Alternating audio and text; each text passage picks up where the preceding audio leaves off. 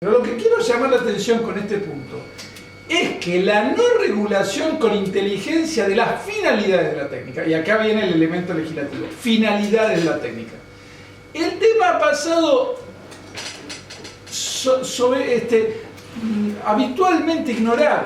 El legislador ya en los años 90, cuando se discutían estos proyectos en diputados, se solía discutir, había un artículo que era beneficiarios y otro artículo finalidad de la técnica. Entonces la discusión es, no, pongamos que sea último recurso y que se hayan acatado todas infertilidad debidamente comprobada. Hoy el legislador lo soslaya, de hecho la ley de acceso es para cualquiera, es casi a demanda.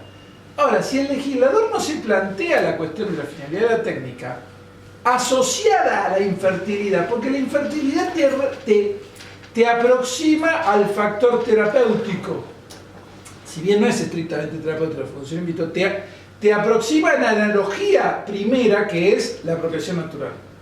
Entonces yo tengo un menú que es la procreación natural, muy bien. Ahí está garantizada la gratuidad. También algunos lo discuten, porque ¿qué pasa el día de mañana que el test prenupcial venga con un componente genético y vos te cases y cuando te casas te digan, no, ustedes dos se están casando, ustedes se casan, no me digas que ustedes se casan, no, mire, por su perfil genético ustedes hijos no pueden tener, ya les aviso, o sea, el señor del registro civil te lo dirá. ¿Por qué? Porque los perfiles mezclados, puestos en la computadora, el pendrive masculino y el femenino, porque esto tiene que ver con, por ahora, los gametos son masculino y femenino, combinados. Por ahora no estamos en eso, pero podría tener. Ahora, cuando el legislador habilita la vía de la intermediación técnica sin colocar algún tipo de limitación en las finalidades, está colocando en el mercado de las opciones legales de la convivencia social de ese país una posibilidad de utilización de una técnica para concebir un hijo por una vía distinta de la unión y que además de alguna manera permite manejar. Claro, o sea que el legislador tiene que tener una luz que lo guíe en la regulación.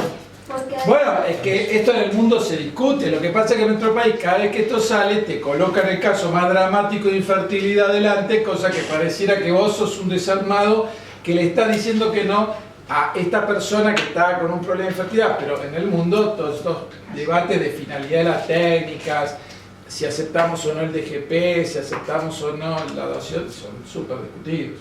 Lo que yo creo que les quede como inquietud es que no es analogable la intermediación técnica con la procreación natural. No hay una analogía, perdón, si lo que me meto en un concepto súper filosófico, pero analogía es una palabra delicadísima en filosofía.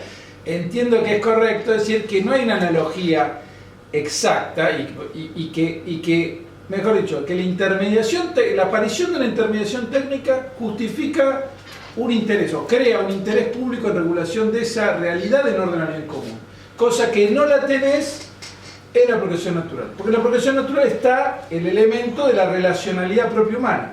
Claro, paradójicamente, el poder biotecnológico que fomenta esto también tiene de telón de fondo una concepción tecnocrática que de alguna manera le parece imperfecta la procreación natural. Porque la procreación natural no garantiza lo que la lógica tecnocrática en el fondo busca, que es la maximización del proceso de control de todo proceso de producción de algo. O sea, cuando vos querés hacer el vaso, vos vas a tratar de hacer el vaso más sólido, más barato, más vendible y maximizás todo. Hay cosas que se escapan a esa lógica, entre ellas transmitir la vida. Pero si vos no entendés esto, la lógica tecnológica que te reclama el derecho de la intimidad, analogándose impropiamente a la natural, también tiene paradójicamente la voluntad de conquistar el terreno de la natural y, en el fondo, llevarla a que se convierta el analogado principal en la intermediación técnica. ¿Se entiende? Es decir, el telón de fondo, vamos hacia rumbo a un mundo donde el analogado principal es la intermediación técnica en la progresión. Porque si la persona no es persona en cuanto tiene una dignidad, que tiene una dimensión corporal, ¿qué es tener un hijo? Fabricar un cuerpo. Para fabricar un cuerpo, ¿qué es lo primero que tengo que hacer? Tener gametos. Entonces usemos los gametos. Fíjense que otro gran tema que nunca se debate en estos debates es la adopción de gametos, la famosa heteróloga. Se da totalmente por supuesta. Pero es uno de los grandes problemas de la regulación en un país de la técnica. Porque si vos permitís que se den gametos, te alejás de esa analogía, porque está la progresión natural. Después está los que tienen un problema de infertilidad. Ok, bien. Si son sus propios gametos, estoy más cerca de la procreación natural, porque son sus propios gametos tratando de, no sé, por ejemplo, el factor masculino, se hacen unos procesos de preparación de los gametos. Todavía hay reparos éticos, pero estoy más cerca porque la materia prima no está manipulada, no está sujeta a una selección. Ahora, si el legislador habilita que haya adopción de gametos, está habilitando que exista la posibilidad de elegir la materia prima de ese tema. Claro, ustedes dirán, no, la gente lo hace con... Obviamente que la persona cuando enfrenta al médico y el médico le dice, mire, señor, es un problema masculino. Usted tiene la opción de agarrar los gametos de un dador, le paso, esto es anónimo, Primero, es un tremendo problema futuro para ese señor y esa pareja. Porque están, como dice Úrsula Basset, ella dice, la heteróloga silencia el lenguaje del cuerpo. Nosotros somos también nuestros genes. Tenemos parecidos a nuestros padres, digamos, nos preguntamos, ¿soy parecido o no soy parecido? ¿Tendré este elemento de mi familia? Y la heteróloga silencia el lenguaje del cuerpo. Pareciera que eso no existe, que vos tenés que vivir con eso silenciado. Pero ese es el debate clásico, el derecho a la identidad del niño. Lo saquemos por un segundo del debate, esa cuestión. Vamos al foco del bebé de diseño. La heteróloga lo que hace es abrir el mercado reproductivo a la selección de la materia prima. Es como yo te dije, ¿con qué material hicieron esta virome? Bueno, si lo hicieron con mal material, habrá un déficit en el señor y yo podré reclamar y lo que fuere. Entonces, la procreación natural está en el campo de lo íntimo, digno, conforme a una originalidad, gratuidad que ubica la vida como don. Y acá está el telón de fondo, es la vida como don o la vida como producto. En el don, en la progresión natural es como don. Si usan sus mismos gametos, todavía estamos más cerca del don. Hay factores de manipulación que podríamos discutir. Obviamente, si descartan embriones, estamos fuera. O sea, vamos a los casos. Ahora, si yo permito seleccionar gametos, de alguna manera estoy diciendo, bueno, voy a manejar los elementos con los cuales voy a generar el embrión que va a surgir. Y si encima no pongo un límite a la finalidad de las técnicas, nuevamente estoy abriendo todas las posibilidades. ¿Se entiende? Claro, ustedes me dirán, es que los casos que nosotros vemos en la obra social, en Jujuy, la mayoría de las personas vienen por infertilidad. Totalmente de acuerdo. Estamos hablando de... Pero es mucha los casos donde empieza a surgir este tipo de planteos. Como sabemos que estamos en un país que hace fecundación in vitro, que tiene una legislación absolutamente permisiva, que no regula nada, yo lo que trato es de generar una, digamos, reflexión sobre dónde están los tópicos jurídicos, digamos, las llaves que tiene el legislador. El legislador puede decir que el embrión es una persona. Listo. Según su suposición, esto permitimos más o no.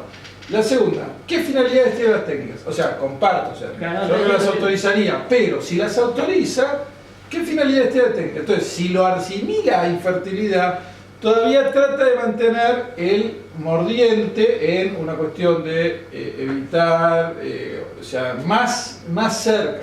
Si no pone ningún fin, o solo, bueno, la libertad o la demanda, claro, no tiene ninguna posibilidad. Y lo que yo voy es que, si no se reflexiona sobre esto, va generándose el ordenamiento jurídico que fuerza a hacer esto.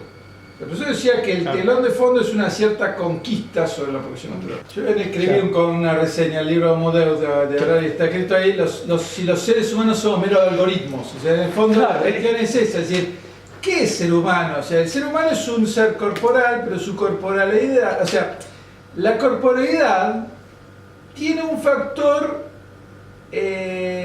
transformable en dato. ¿Por qué? Porque la genética o la genómica nos habla de del ADN es como nuestro software, o sea, como y es transformable en número.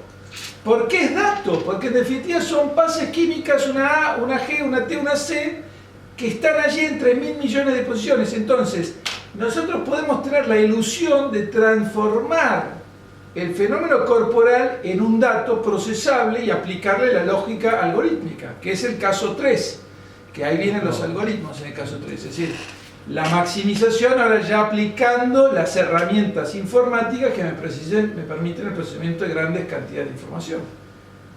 Nuevamente, ¿por qué? Porque si somos nuestro genoma, cosa que no es así, o sea, somos nuestro genoma más la interacción, más la libertad humana, más los elementos epigenéticos, todo lo que quieras, pero de alguna manera está la ilusión, así como manejamos el genoma del tomate para hacer el tomate más grandote, más chiquito, y bueno, ¿por qué no voy en esa misma lógica, por qué no voy a modelizar matemáticamente el cuerpo humano?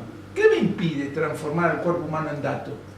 Sí es dato, o sea, hay una dimensión que es dato el cuerpo.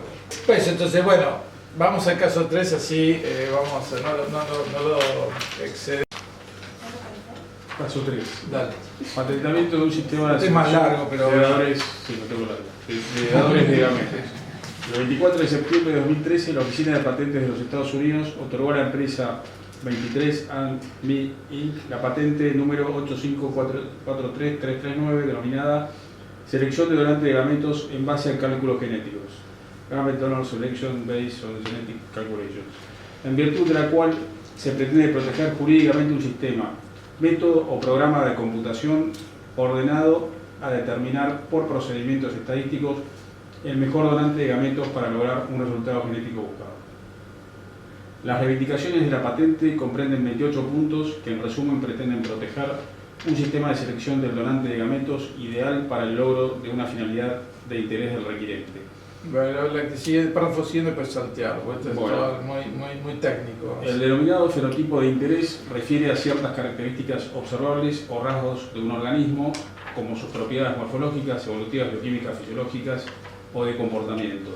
La altura, el color de los ojos, el sexo, las características de la personalidad y el riesgo de desarrollar cierto tipo de cáncer son ejemplos de fenotipos, afirman en la patente.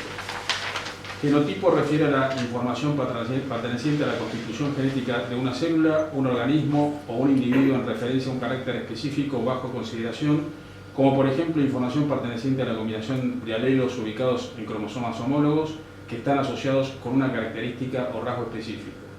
En la patente se distinguen los fenotipos independientes y los fenotipos no independientes, que dependen de al menos un marcador genético, de marcadores genéticos colocados unos junto a otros en el genoma y de factores no genéticos. Entre los ejemplos de uso de la patente que se publican en la web oficial, en la USTO, podemos encontrar la utilización del sistema para conocer las probabilidades de que el futuro hijo tenga mayores chances de percibir los sabores amargos, ejemplo 1, o la probabilidad de que el hijo evite tener degeneración macular, ejemplo 2. En el ejemplo 3 se menciona la posibilidad vinculada con los fenotipos no independientes, como ocurre por ejemplo con las enfermedades cardíacas, que en el 20% se vinculan con un fenotipo AA.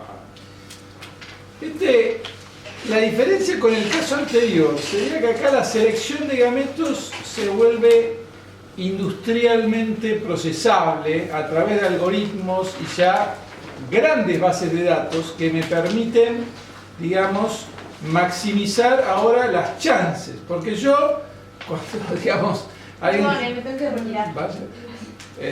cuando alguien se casa con alguien y dice, bueno, cómo van a ser tus hijos, tenés una chance. Ahora, si vos elegís, decís, bueno, estos de 23andMe, que es una empresa muy fuerte en materia genómica, 23andMe y que comenzó como subsidiaria de Google, o sea, nació bajo la ayuda de Google porque obviamente a Google le gusta todos los datos y el genoma es dato. Y entonces, claro, estamos viviendo un mundo donde se multiplican las bocas de captación de nuestro genoma. En Estados Unidos, no sé, la gente que va a un gimnasio le piden un estudio genético, por genealogía la gente hace un estudio genético, los que buscan adoptarla hacen un estudio genético, los que entran a la milicia un estudio genético, los que hacen deporte estudio genético, todo eso que son muchas bocas porque la genética también funciona sobre la base de grandes volúmenes de datos. O sea, cuanto yo más datos tengo, más capacidad tengo de procesamiento, de conocimiento y de información. Entonces, acá aparece la cuestión de la patente. En nuestros países esto estaría prohibido, porque Estados Unidos no tiene, solo la puede prohibir si no es nuevo, si no es invención, es un dato de la naturaleza, pero no tiene el componente moral que sí tiene nuestra ley de patentes. Nuestra ley de patentes tiene una exclusión de la patentabilidad por razones morales, que podríamos discutir, digamos, pero sigue estando, y que los que hacen marcas y patentes te dicen, no, eso es un dato, o sea, no. En cambio, Estados Unidos no tiene componente moral y esto estuvo en discusión de si era o no patentable por si hay invención. Entonces, lo que ellos dicen, no, nosotros maximizamos la posibilidad. Además, nuestra ley de patentes ya tiene una referencia que no se puede patentar el genoma y una serie de cosas que estarían en zona de prohibición de todo esto, ¿no? Pero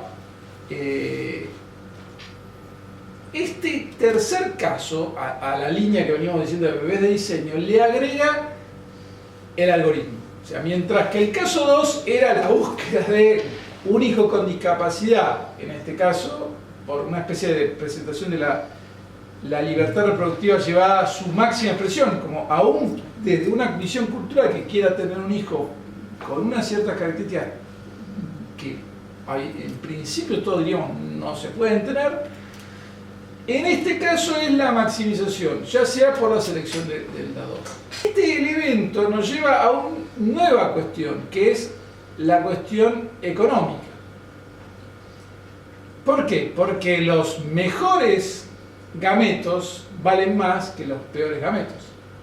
En Estados Unidos esto tiene un correlato no tanto en el factor masculino como en el femenino. El factor masculino hay más, o sea, los hombres proveen gametos de manera más rápida, más fácil y en millones. Las mujeres maduran un óvulo por ciclo, entonces son más apetecibles. El óvulo en el fondo pone el cuerpo, o sea, el óvulo es el cuerpo, es mucho más grande que el espermatozoide. El espermatozoide solo aporta el núcleo y el óvulo pone el cuerpo. Entonces, claro, ¿qué pasó? Las mejores universidades, las revistas universitarias, avisos, hasta $50.000 por donación de óvulos para las chicas con mejores apariencias físicas, con mejores resultados académicos, con mejor edad reproductiva. ¿Qué pasó? Es un mercado que se empieza a disputar y que toca la salud, porque, cuestión también en nuestro país con la ovodonación no regulada, la donante de óvulos, en Estados Unidos por supuesto, pero en nuestro país tampoco, se compromete corporalmente con la donación de óvulos porque recibe estimulación ovárica. La mujer madura un óvulo por ciclo, pero acá se le hace una estimulación para que maduren más, tiene consecuencias. La Asociación de Medicina Reproductiva en Estados Unidos. Bueno, ¿cuánto sale el varón? $100 más o menos. ¿Cuántas horas le lleva a la mujer lo mismo que el varón? Le lleva 50 horas la estimulación. Bueno, muy bien, a las mujeres le vamos a pagar $5.000. O sea, trasladaron el precio del varón a 50 horas y quedan 5. ¿Y qué surgió? Una acción de clase de las mujeres que tenían óvulos que valen más que $5.000 y dijeron, no señores, ustedes se están apropiando de plusvalía genética, o sea, mis genes valen más que $5.000 y ustedes están quedando porque se autorreguló y puso un precio que a mí me perjudica. Entonces, claro, hay un debate, esa class action yo cada tanto, ahora hace mucho que no la entro a ver, al file, digamos, en donde estaba, en el Centro de Bioética, no sé si, bueno, algunos lo conocen en la web, nosotros publicamos Centro de Bioética Motor, tenemos muchos de estos trabajos publicados, son pequeños boletines. Ahí hemos publicado la noticia de la class action con sus referencias, si quieren verla pueden verla allí. Y es paradójico porque, claro, se produce la comodificación, se convierte en un commodity. Los gametos y el embrión mismo, la vida ya como commodity.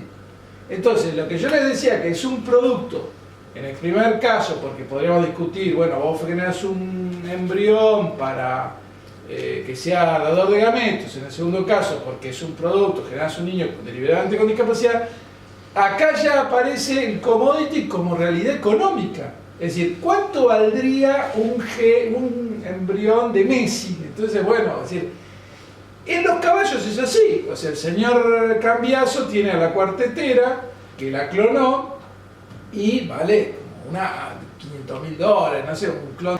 Claro, la cuestión no era Cambiaso, la cuartetera. La cuartetera es una yegua famosa de Cambiaso que es maravillosa, qué sé yo, pero claro, los otros le dicen, ¿y por qué cristalizaste el desarrollo de las yeguas en la cuartetera? ¿No podría haber una mejor que la cuartetera? Claro, a Cambiaso le está resultando el negocio porque vende cada cuartetera a $500.000. O sea, yo no trataría de encontrar, porque ya la probó. Si a los Seguí se le ocurre, a los hermanos Seguí tienen una cuartetera, que la hagan ellos. Yo ya estoy hecho, digamos.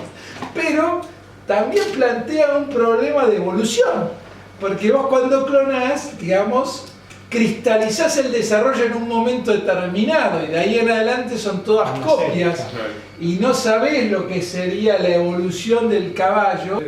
Pero entonces hay quienes dedican de caballo padre que dicen, no, mirá, vos estás congelando la evolución, los caballos deberían, no sé, podrían ser mucho mejores, cruzando padrillos con ciertas yeguas que son buenísimas, o podrías tener mucho mejores y bueno, estás...